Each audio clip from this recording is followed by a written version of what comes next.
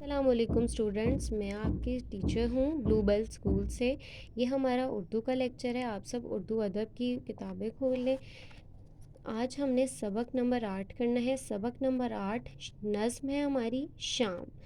Students, page number 52، this is your page number 52۔ نظم ہے شام، تلفظ سیکھے۔ یہ کچھ تلفظ کے الفاظ ہیں: پرند، آشیانے، فلک، جواہر، صرا، عجب۔ میں آپ کو یہ نظم پڑھ کے سناتی ہوں۔ ہوئی شام، سونے کا وقت آ گیا، اندھیرا سا چاروں طرف چھا گیا۔ پرند آشیانے میں جانے لگے، مویشی بھی جنگل سے آنے لگے۔ فلک پر ستارے چمکنے لگے، جواہر کی صورت دمکنے لگے۔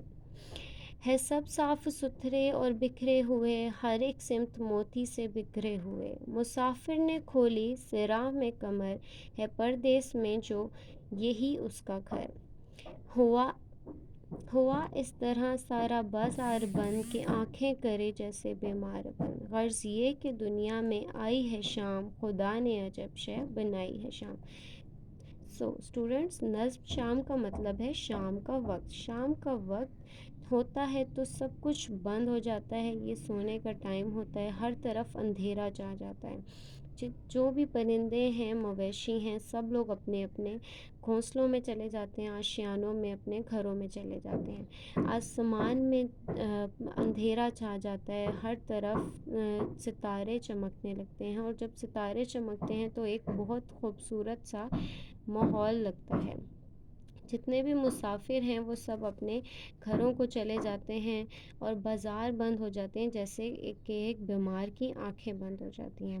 غرض یہ کہ دنیا میں آئی ہے شام، خدا نے عجب شے بنائی ہے شام۔ اللہ تعالیٰ نے شام اس لیے بنائی ہے تاکہ شام کے وقت آرام کیا جائے۔ سونے کا وقت اللہ تعالیٰ نے بنایا گیا ہے اور شام کو آرام کے لیے ہی بنایا گیا ہے۔ اسٹوڈنٹس، یہ آپ کی نظم شام ہے، اس کو میں آپ کو مزید ایکسپلین کروں گی اپنی زوم کلاس میں۔ اس کو آپ سب نے لازمی اٹینڈ کرنا ہے۔ تب تک کے لیے اللہ حافظ۔